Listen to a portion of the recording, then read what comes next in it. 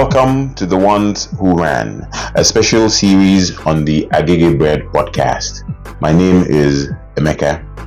This is the space where we honor courage, community, and the stories behind the 2025 Edmonton City Council candidates who stepped forward to serve, whether they won or not.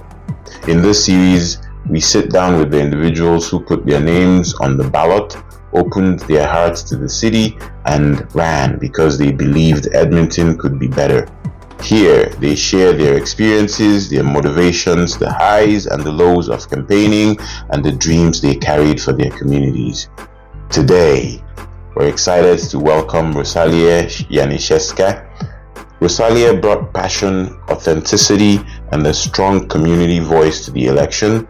Though the results didn't go their way, their journey offers powerful insight into what it means to run for change. Stay committed to your values and continue advocating long after the ballots are counted.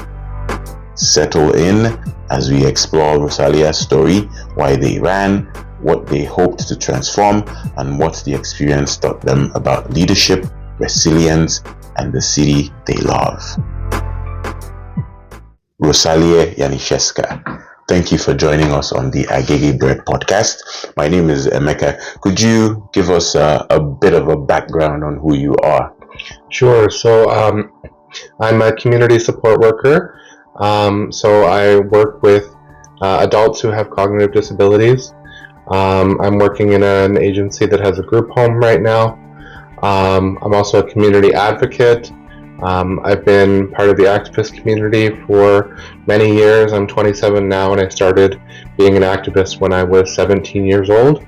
I participate in a food security organization called Food Not Bombs Yeg, which is also a political organization that is dedicated to trying to eliminate poverty and war. Wow, nice. That's noble. So you've clearly done a lot of work in and around the city of Edmonton. What was it that you saw that, motivated you? What was the inspiration to want to get into the city council? What was it you wanted to go there and fix? I think there was a lot of crises going on in Edmonton, and those crises continue today. So things like homelessness, police brutality, poverty, racism, those are some of the things that I think need to be fixed right away. And I was hoping to make an effort to try to change those things.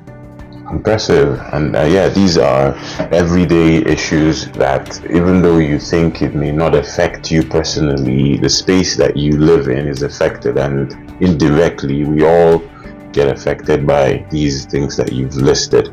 So I want to thank you for putting yourself forward. It's not every day that you see people. I mean, we all witness all of the issues or some of the issues that the city has, but it takes a special level of courage to say, okay, I can get into this. I can try to get into the city council to fix some of these issues. So I congratulate you for doing that. The results did not go your way this time, but I mean, it's still a noble thing that you did.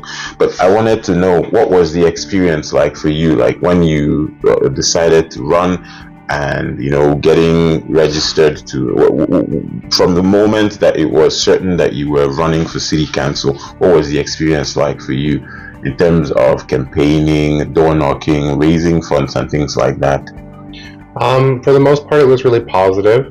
In terms of in-person response, people were really receptive when I spoke to them. I didn't have very many people who told me outright, I disagree with you. Most people really agreed with what I had to say when I spoke with them. The only part that was really difficult was social media, because I think anybody who goes on social media, especially as a transgender woman, you're going to experience a lot of harassment. So I did have to deal with that. There was a lot of transphobia that I had to deal with, which was not enjoyable. But in person, people were really great. It was really exciting going to all the events, getting a tour of the Stanley Milner Library, meeting all the other candidates. meeting with people that I wouldn't have had a chance to meet with otherwise, like the firefighters union, and learning so much about the way the city runs and the people who are trying to make the city a better place. Impressive.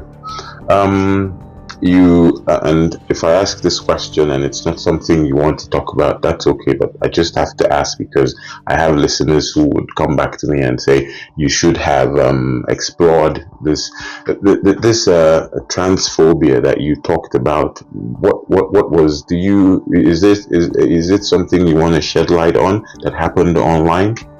Yeah, so there were a lot of people who were really negative towards me because of my identity.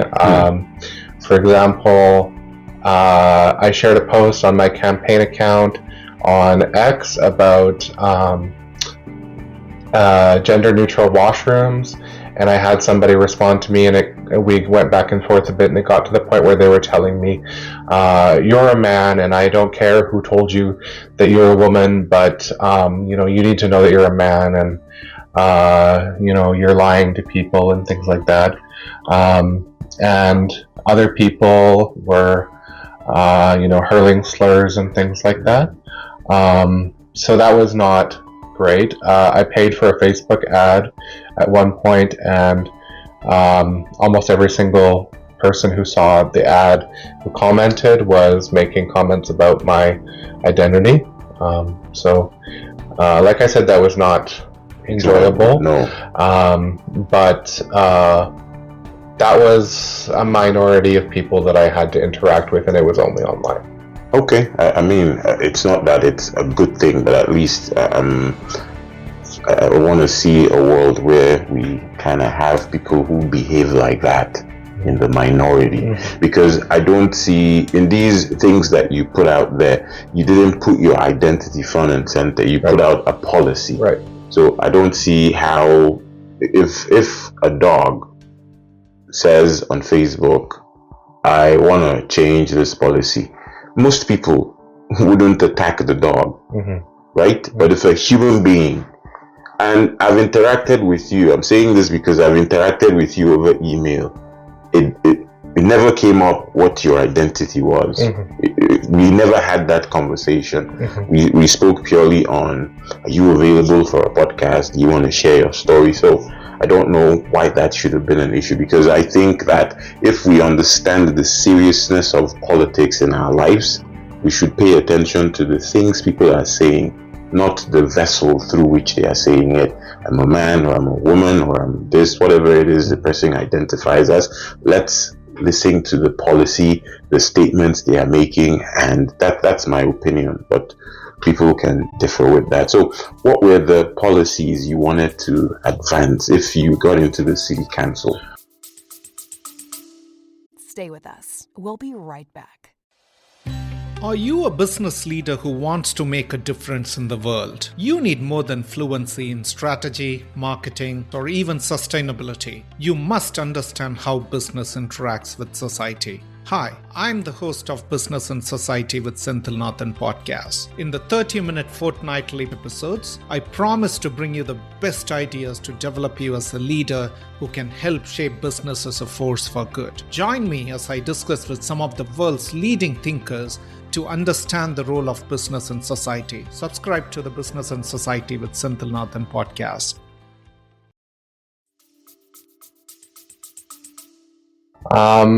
So one of them was taking a different approach to homelessness. So I believed that we needed to adopt a housing first approach to homelessness, which means we ensure that everybody has access to housing, period. No qualifiers, no making sure that they're sober first, or making sure that they have employment first, or anything first. Just saying, okay, you need a house, you get one, and then once you're in your house, we will offer you optional services such as mental health services, addiction treatment. You don't have to take them. If you don't take them, you still have a house. I also wanted to ensure that the way that police interact with homeless people was different, because I believe that police have been increasingly antagonistic towards the homeless population. I don't think we need to be tearing down encampments in such a violent way and destroying people's property just to force them somewhere else where they're going to do the same thing over again. It's not productive, and it's traumatic for people.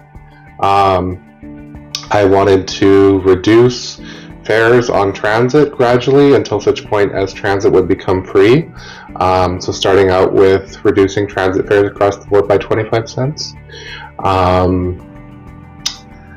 Yeah, those were some of the main the highlights. Yeah. Okay. Yeah. I can agree with all of that, but here's my question, because we were having this conversation on a WhatsApp group that I belong to about homelessness in the city, and someone suggested housing people without giving them any qualifiers, like you just said, and another person said he gave an example with a woman in his area where he said the woman refused help.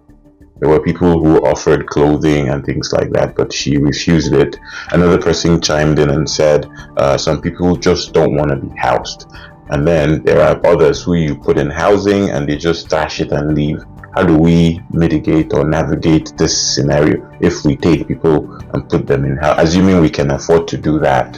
So I think those situations are outliers. I worked with homeless people professionally. That's the first demographic I worked with when I came out of college with my community support worker certificate. I probably met hundreds of homeless people, maybe like 600 people. Out of those 600 people, I met one person who said to me, that they're going to remain homeless out of 600. Everybody else wanted help and wanted to get out of that situation. They wanted to be housed. So, that's less than 1% of the people that I met. So yes, maybe there's a very small minority of homeless people who are going to refuse to be housed. And there's not a whole lot you can do about that. But the majority of people want to get better. They want housing. They want the treatment, if it's not forced on them. And those are the people that we have to support. Oh wow, yeah, that's a great point. There will be, in every situation, there will be outliers. We shouldn't use the outliers as the meat of the situation, because if, for instance, let's say there's 500 homeless people in Edmonton and 1% say we don't want housing or they're gonna trash their house, that's maybe 450 something people that we pull off the street and give them homes where to live. Now, this leads me, I know I might digress a little bit, but I like to attack issues from the root. I came to Edmonton in 2016, and living in Nigeria, we didn't have the term homeless people. So when I came here, and a lot of us, we get shocked by the amount, there's this city, beautiful at night, there's wealth and all of those things, and then when you go to certain places, you are shocked by the level of poverty that exists. What, in your opinion, could be some of the reasons you can advance that causes homelessness? Because if we highlight that, we can tackle it from there, and then whatever that filters out as homelessness, we can also clean up.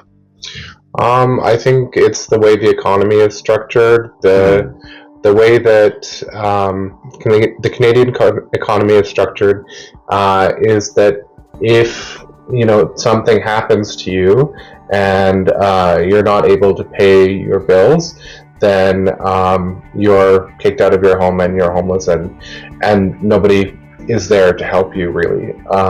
There are some systems in place to help people, but realistically, wait lists are incredibly long, and there's a lot of barriers to receiving the supports that you need.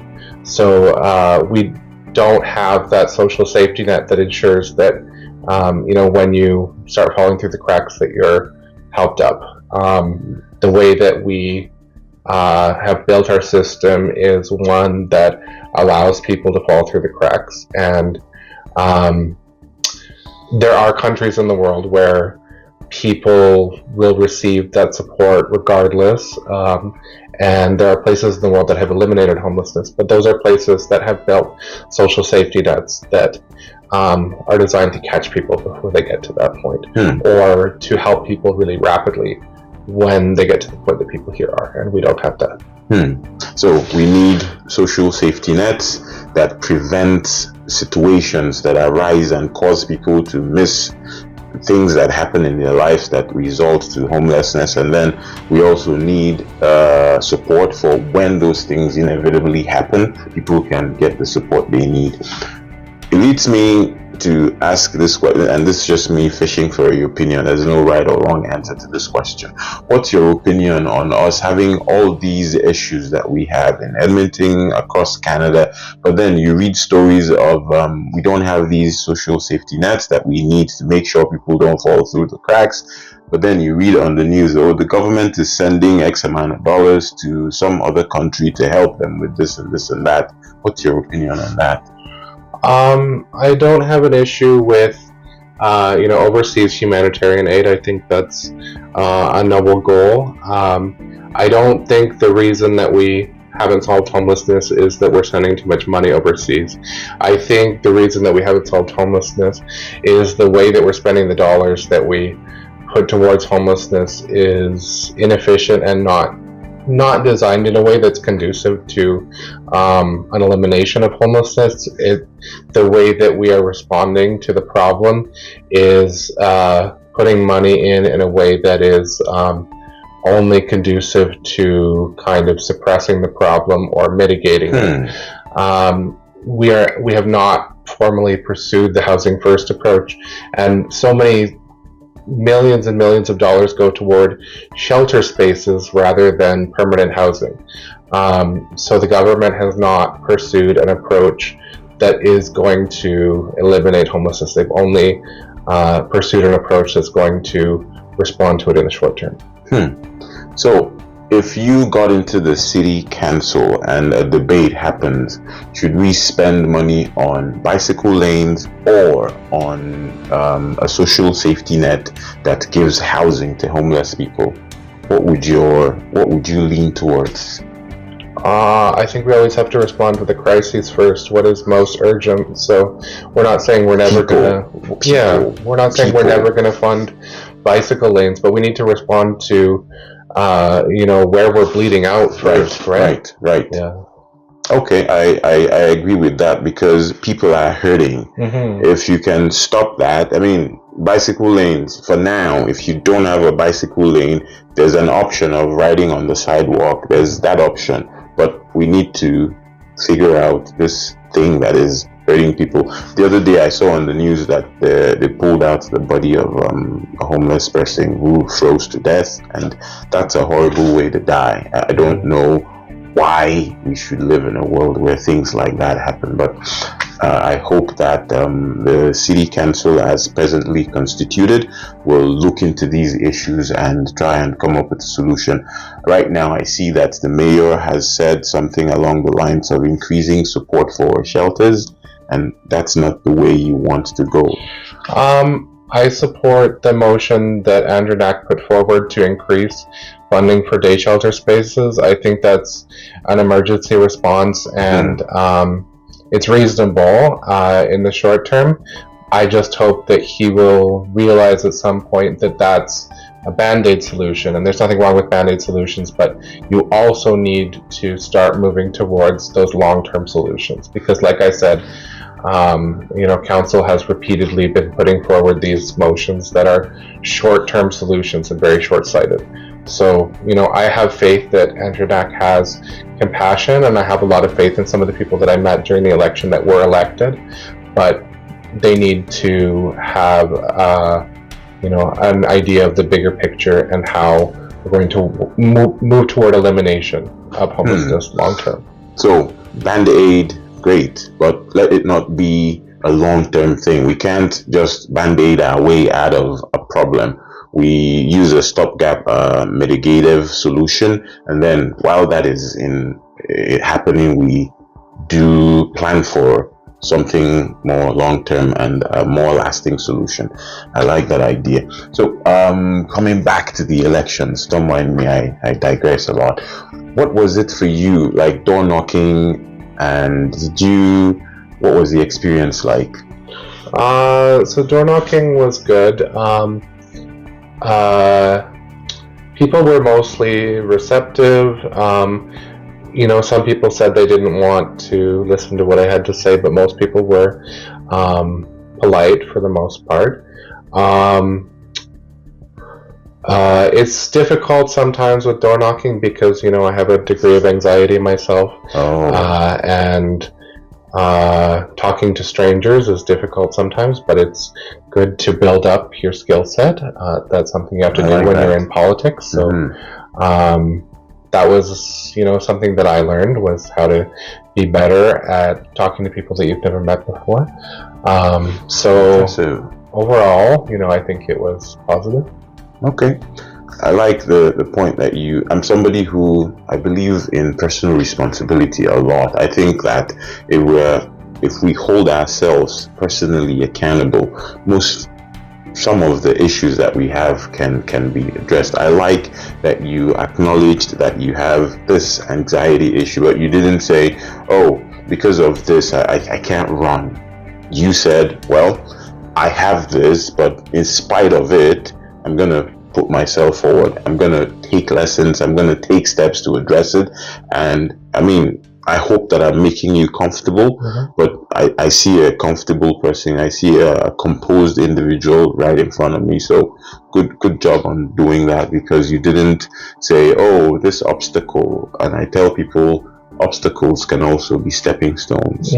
But so I appreciate the fact that you didn't let that stop you, because this conversation wouldn't be happening if you didn't run. And some of the things that you've said wouldn't be heard. I don't think a lot of us have heard the housing first approach to homelessness. I don't think a lot of people understand that not a lot of homeless people would refuse housing. Many people would have the impression that, oh, homeless people just stash homes and leave if you put them in housing. But thank you for bringing all of that forward. My next question will border around the election itself, the voting, how long it took to count. Were you, what's the word I'm looking for? Did you trust the process? Do you think that the process was a fair representation of what the people wanted? So in terms of the process, I do think, it was a fair process, and I don't doubt that, those were the results that were going to happen. That's the way that people wanted things to go. I do think there were some issues with the way that things went. I followed the news as much as I could during the election day, and it was clear to me that there were some problems, such as extremely long waiting times at polling stations. There was concerns raised on the news about people who were turned away because they came too late, even though the polling station should have still been open. It was so busy that they turned some people away at the end, and those people absolutely should have been allowed to vote if they showed up on time. Because they were there. Because they were there. They were there before the polling station was supposed to close, but they said, oh, it's 1 hour before the polling station closes and we won't have time to get to everybody. So that's a concern that I have. I think that also the decision by the Alberta government to eliminate the tabulators was a mistake, because we're used to receiving election results the same day, and essentially their official results on the same day usually, but I had to wait nearly a week to find out the final vote count. A week? Yeah. Wow. Before they said, like, this is the official result.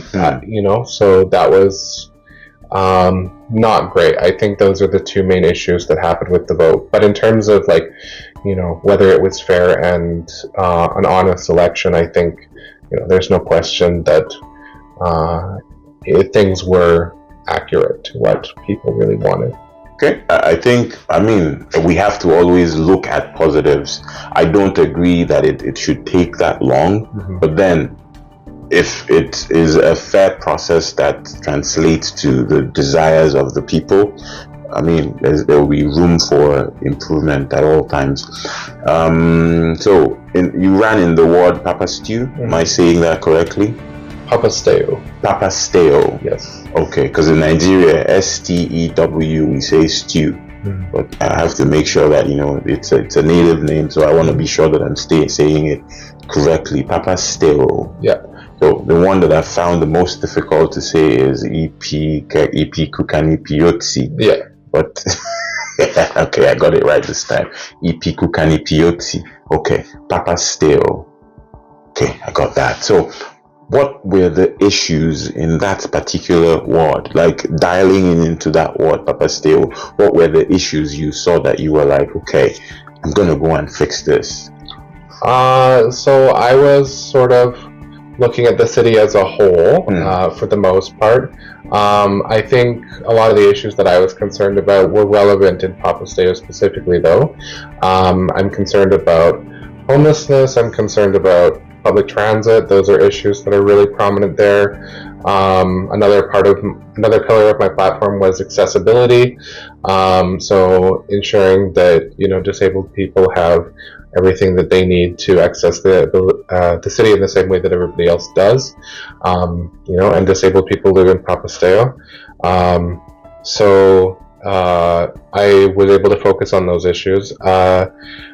A lot of people in Papastew were really concerned about infill, and I took a position on that, but that was not, something that was a priority for me. And maybe my campaign suffered a little bit because of that, but I was trying to get to, the crisis situations, and in my mind that wasn't as much a crisis as, people freezing to death, like you said. Right. So I just did my best to bring up the things that I thought were the most pressing. Infills, I've heard that a lot. It keeps coming up. And funny enough, I asked somebody who was talking about infills and how horrible they were. I said, what's an infill? And she said, oh, it's opening up the ground and dumping garbage in it and closing it up. And I'm like, I don't think that's what an infill is, but this is why you don't talk about things you don't understand. But in your perspective, could you explain to our listeners what an infill is? So what people are concerned about when they say infill is somebody purchases a lot that has an old house on it, and they demolish the house, whether it's still a functional house or not, and they build a new house on the lot. Which is usually, very modern and much more expensive than the last house that was there, because they're trying to make a profit. So they build a structure that contains the same flats, or is it like multiple? Often units? It's multiple units. So quite often they'll take, a property that was a single-family home before, and they will install, as many units as they're legally allowed to. So sometimes that's 2, sometimes it's 4, sometimes it's 8. Really depends on the developer. And will they be making arrangements for things like parking or the amenities that will, like the aesthetics of the community? Well, that was the concern that a lot of people had, is they say that they don't take those things into consideration. They don't ensure that, there's enough parking for the number of people in the building. They don't worry about how are people going to get their waste out. They don't worry about, what effect is this going to have on the aesthetics of the neighborhood and, the houses next door. That's the perspective of the people who were concerned about infill. So essentially someone with money can come in and buy a lot, like this house of mine now, buy it and say, I don't need that, I'm gonna knock it down and build multiple flats. So essentially money, which leads me to my next question. What was the role, in your opinion, of money in the Edmonton City Council elections? So I think that we saw some very big names out there with a lot of money attached to them. Tim Cartmel is somebody that I had some disagreements with, who raised an exorbitant amount of money. I think that the Better Edmonton Party between him and his, 12 partners in the election, they raised more than every other candidate combined. Wow. We're talking millions and millions and millions of dollars.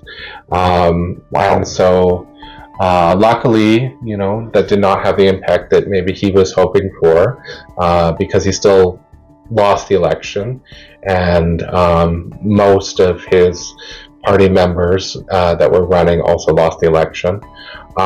So I think that's a sign that, maybe our municipal politics is a bit healthier than the provincial or federal levels, because the people who had access to really big stacks of cash did not necessarily win, or win with huge majorities.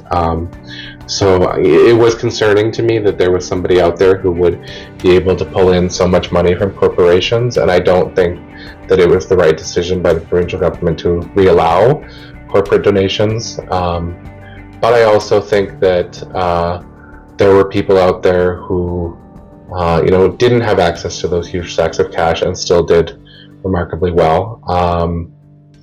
Like John Morgan and Tupar are people that were a bit more grassroots and are new to council, and I don't think they had massive amounts of donations or huge corporate connections, and yet they were still able to succeed. So there is some level of indication that there's some health still in municipal politics, that people who were more grassroots were still able to succeed. Okay. If you don't mind, is it okay for you to tell us how much did you raise for your campaign?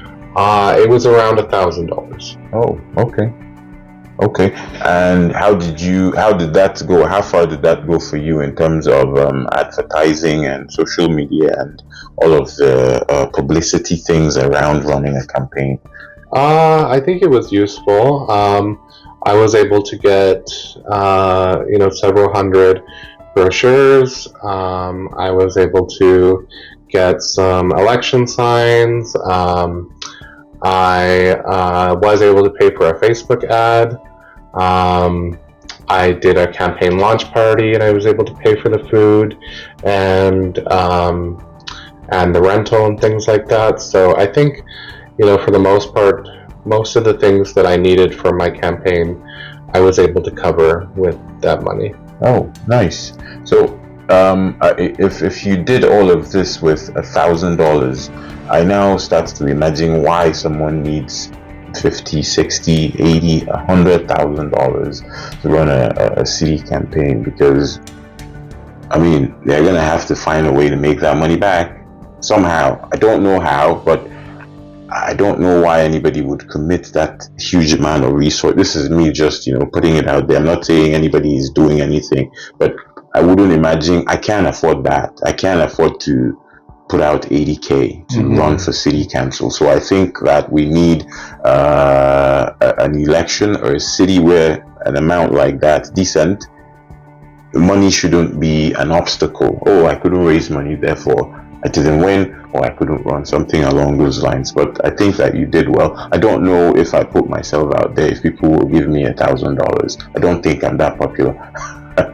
But good job in doing that. So you mentioned what was his name, Tim Cartmel and his party.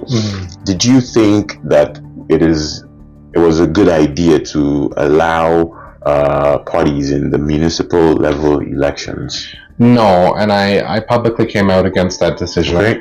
I think that it was indicative, even once the election happened, that it didn't do anything good for anybody. All it really did was increase the ideological division that was happening in the city, and allow people access to more money. Like I said, Tim Cartmel's party made so much money, and maybe he wouldn't have been able to pull all that in if he was independent. So I think that it encourages the big money aspect of politics, and I don't think that's something that we want. I think a lot of people want grassroots politics. They want people who succeed because They're people close want to the them people. to because they're part of the community and You've they've been explained your activists. policies to the people. They don't want people who are winning because they're Throwing backed money. by developers or something like that, right? Oh. That's not what people want. So I think that it was a mistake to allow that policy. Okay, fair enough. If I go out now and I say I'm running for mayor or whatever position on the city council that I want to run for in any ward, and people like me and they donate to me, and maybe I pull in, say, $500,000 and I lose, I don't win, what happens? Does anybody come back to me to say, hey, cents and dollars, let's see a breakdown of what you raised, how you used it, what is left? Does that ever happen? Do you know? Yes, so there are definitely disclosure requirements. So there's a lot of financial tracking that goes on. So there was 2 disclosures that were required for candidates. So there was a disclosure that was required for any money that was raised up to the end of 2024. Well, I guess 3 disclosures. So there was that one. There was another one that was from January until July. And there's a third one, which many of us probably haven't filed yet because it's required in March of 2026. So that's any money from, or all of the money altogether, I think, is the last disclosure. So I think there is, quite a bit of transparency with requirements for letting people know how much money you brought in for the campaign. Great. And if at the end, say I raise $500,000 and I have $200,000 left after doing all of the things that I planned to do, what happens to that money? Do I keep it? My understanding, based on the disclosure papers, is that you would not be permitted to use that money for personal purposes. Okay. You cannot, hold on to that and say, "Oh, I'm going to, buy a TV or whatever." Right? Yeah. What you seem to be allowed to do, based on the way the papers are written, is you can put that money in a bank account, hold on to it, and then let's say you choose to run again in the future, you can use that for your next campaign, because there's a section on the disclosure papers that says surplus from last election. So I believe you are permitted to use it again in your next campaign, but it's only to be used for political purposes. It's not personal. It's not a personal donation. Okay. Has anybody ever been found guilty of using such money for their personal use? The reason I ask is because if nobody has been, I can't imagine that nobody has done that kind of thing. And then if people haven't been held accountable for doing it, what stops people from doing it? Right. As far as I know, nobody's ever been charged with anything like that. I've never heard of that. I'm not saying it doesn't happen, but I do think, it seems to me that the way the disclosures are done and how the city follows up with it, that it is, pretty solid tracking. So I would hope that, they're going to follow up on those things. Like, let's say Hartmel had $200K left, that they're going to make sure that goes where it needs to go. Okay. But I think the city's doing a good job with it so far. Okay. The reason I ask is I like to play devil's advocate. I could look at my, connections and, the things around me, and I say, oh, I'm going to run. I don't want to win. I don't hope to win. But I know that if I say that I'm running because I have people who like me and would donate to my campaign, they will actually donate. And I use the money in such a way that at the end of the day, I have a lot left. And then I can just put it in my pocket and I'll decide never to run again. I could use the $200,000 as seed capital for whatever business idea that I have, knowing I'm never running this again. And that's why I was asking that. But I like that you shed light on that, to say that the city has a robust mechanism where they track such campaign funds, because at the end of the day, money is important. Okay. So far so good. I like the things that I'm hearing from you, and let's dial into property taxes. It's been up and up and up and up and up and up. If you had gotten into the city council, what would your opinion on property taxes be? So I think property taxes are really important because that's what funds the majority of city services. My goal and what I said out loud was to, if I was elected, I was going to pore over the budget and see, where are we spending so that I can understand what are these property taxes used for, and is there anywhere that is, kind of wasteful that we can cut. And then make a decision about whether we're going to increase property taxes. Because what I didn't want to do was say, okay, I'm just going to vote yes on this motion to increase property taxes. There's inflation. Because I understand that that's something that's difficult for people, is to pay their property taxes, and not everybody has a lot of money to go around. So if I was going to, vote for that increase, I wanted to know exactly what it was going toward. I think sometimes we do have to increase property taxes, but it should be because, because we're really struggling. We shouldn't just do that for no reason, right? We need to make sure that it's going toward something that's really valuable to the population.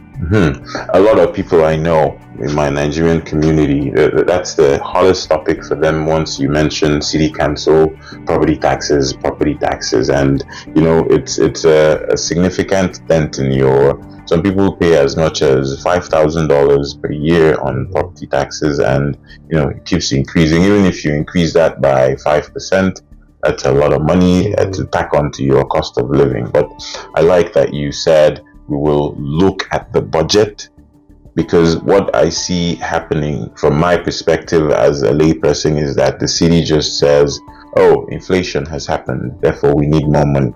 But then nobody goes back to say, do we really need more money? And then when we get this more money, what do we do with it? In your opinion, do you think that the city is wasteful with finance?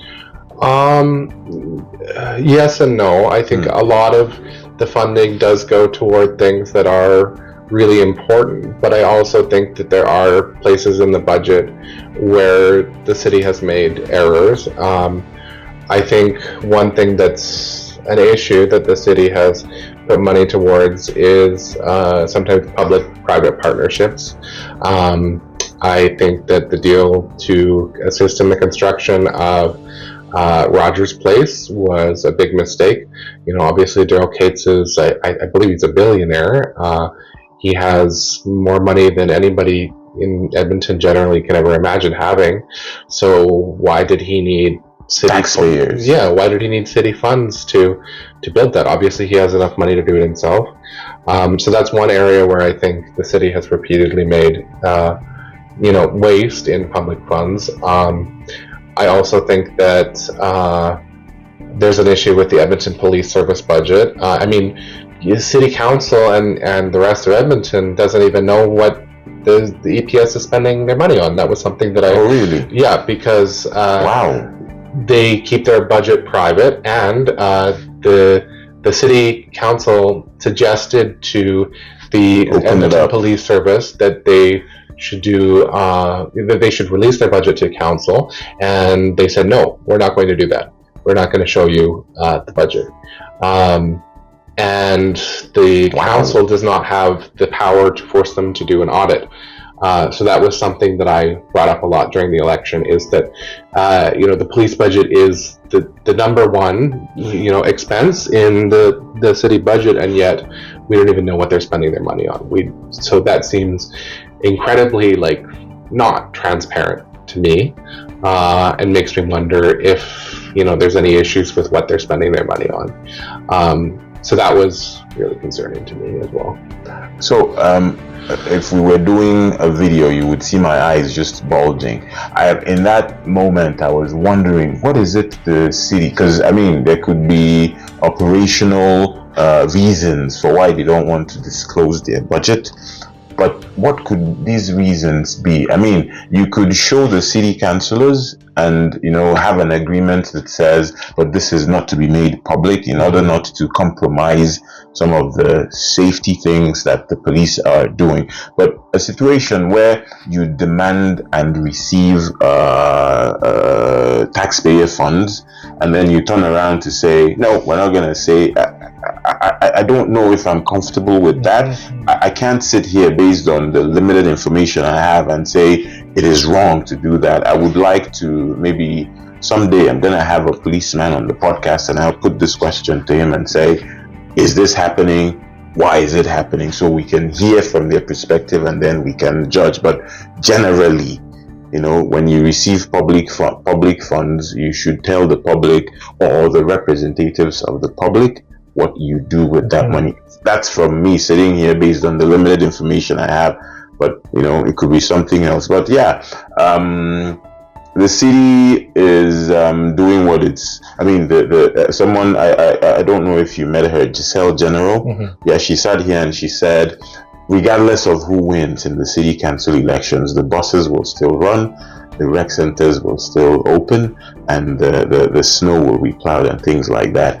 She was, mostly concerned about the, in 3 cases, in the small issues that you're also bringing up, in that seems to get overlooked from a council perspective, and I want to highlight one of them in saying, like, bicycle lanes. It's a hot topic in Edmonton. Are they necessary? Should we be spending that much money on them? What's your opinion? So I tried to take a balanced approach with that. So I said, I don't think we need to stop the program or anything like that, because I believe that people should have viable options for transportation regardless of their choice of transportation method. But I also said in a debate that I think council needs to review the program, do some town halls, and try to figure out, why are people so agitated about it? Is there some truth to the way that people are talking about them? Because for some reason, obviously it's a big controversy, and a lot of people are really concerned about it.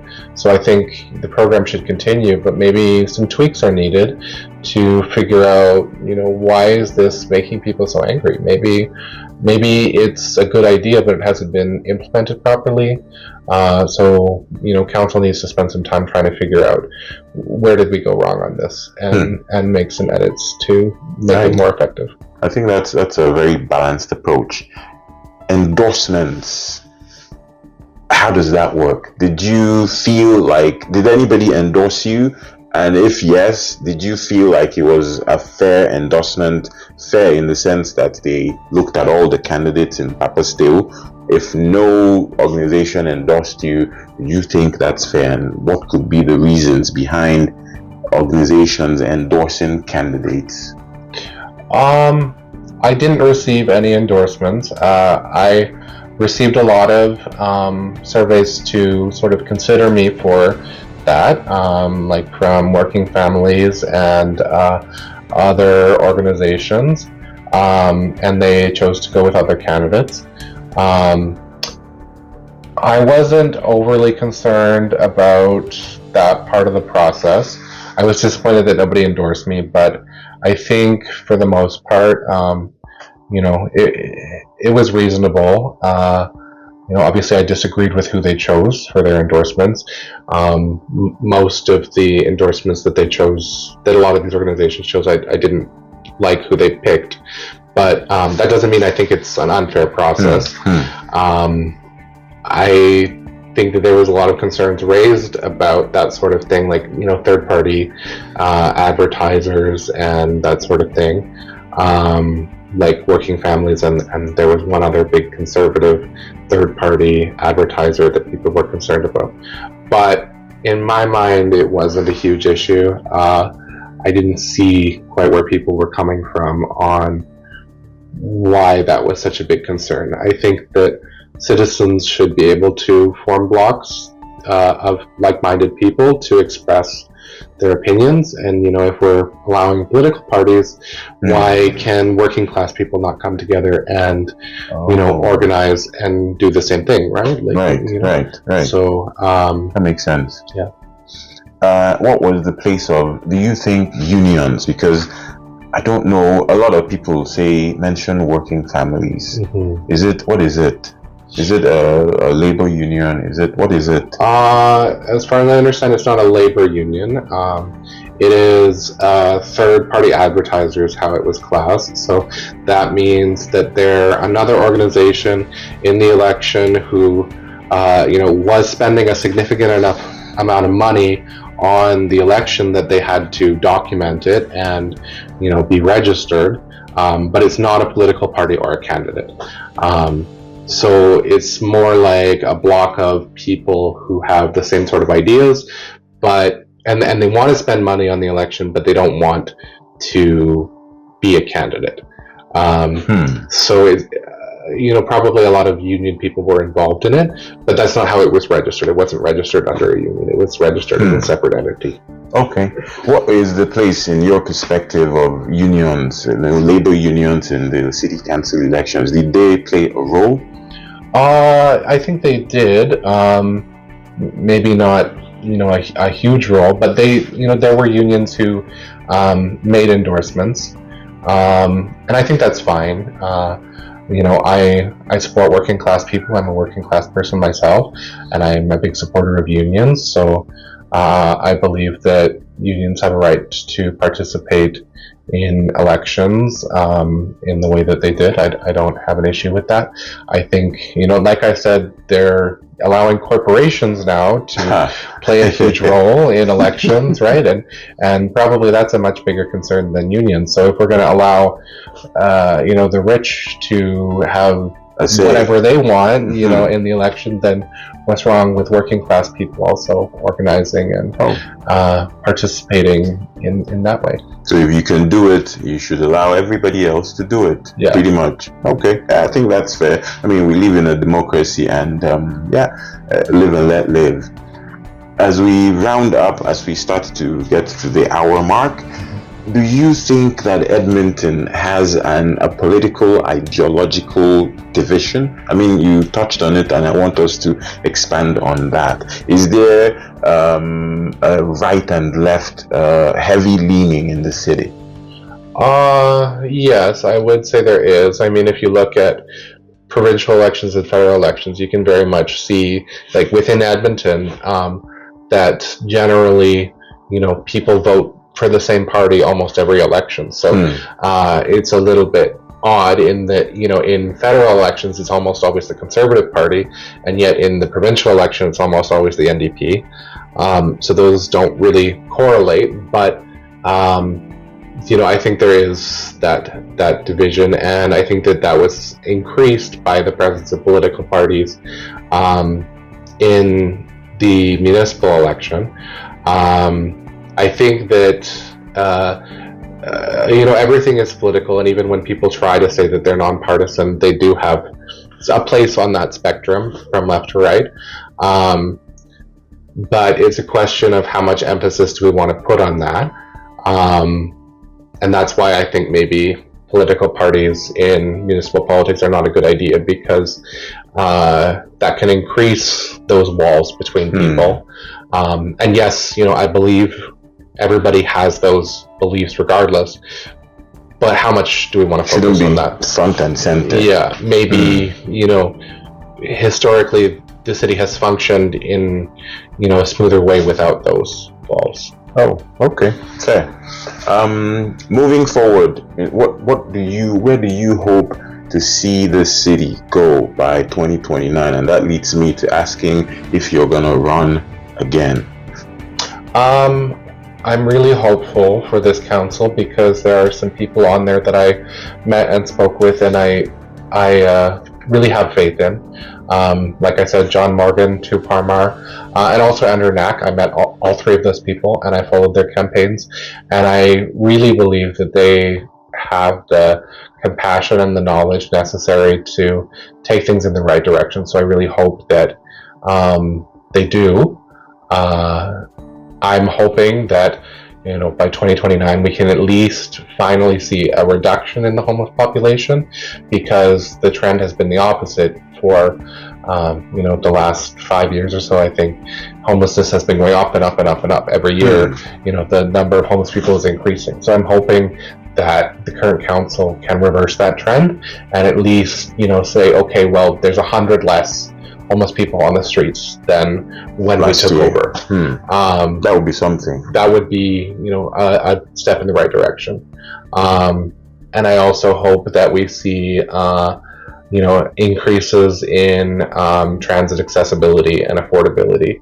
That one I'm, doubtful that it's going to be realistic, because every council seems to always want to increase the fares for transit, and they don't seem to care about, how affordable that is for the people who actually use it. But, those are some of my hopes. Okay. Are you interested in running again? Yeah, I think that I would like to. It was a good experience, and I think that we need more people who are willing to, really challenge the administration and call out things that other people maybe are going to forget about or purposely avoid. So I think that, I would like to run again. Amen. Thank you. Before we close this out, I don't know if I've ever met a trans person, and there's a lot of opinions out there, and you haven't sat here and said anything. Oh, I'm looking at you. There's nothing you're doing that says, it's just your identity. You don't go about it and say, you carry it on your head. You've spoken like a well-balanced individual. I am interested, and this, forgive me, but I'll put you on the spot. Are you interested in coming back on the Agege Bread podcast so we can talk about transgenderism?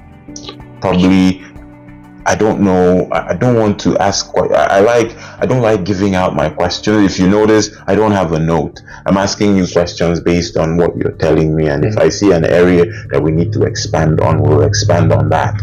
There's questions that people may have. I can collate those questions. I can share it with you if you want. We can find the ones that you are comfortable answering.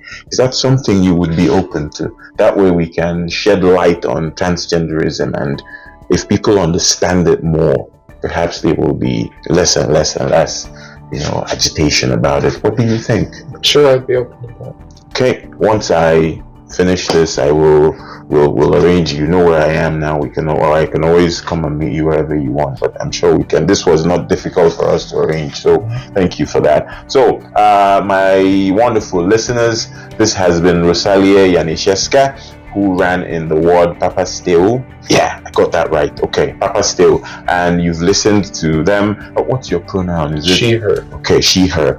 Okay, you've listened to her, and she's highlighted some interesting things. I like that she has a balanced approach in her, in the formation of the ideas that she's put out.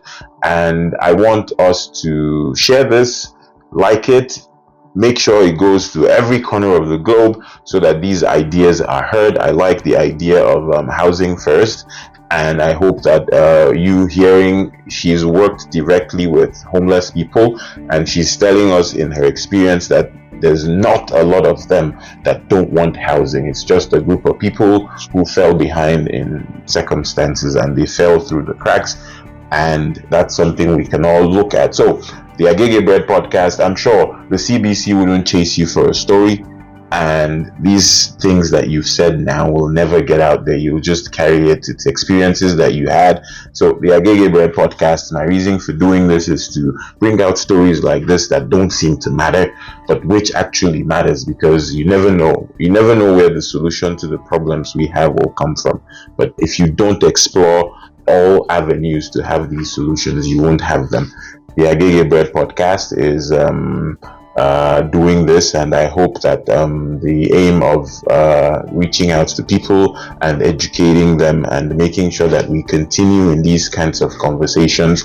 I don't like conversations where only the people who win are having those conversations, because that kind of gives us a skewed a narrative in but I want to see the whole picture. And then I don't want a city where people do everything possible to win, because that's what gives them limelight. That's why I'm doing this on the Agege Bread podcast. So, like I said, if you share this, if you listen to this and you found it useful, especially in the ward of Papastew, I'll do my best to, share it in the groups that are in that ward, so that your story will be put out there and people can hopefully resonate with it.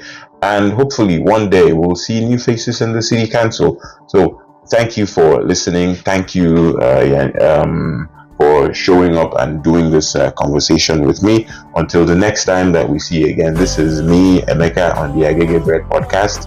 Bye bye.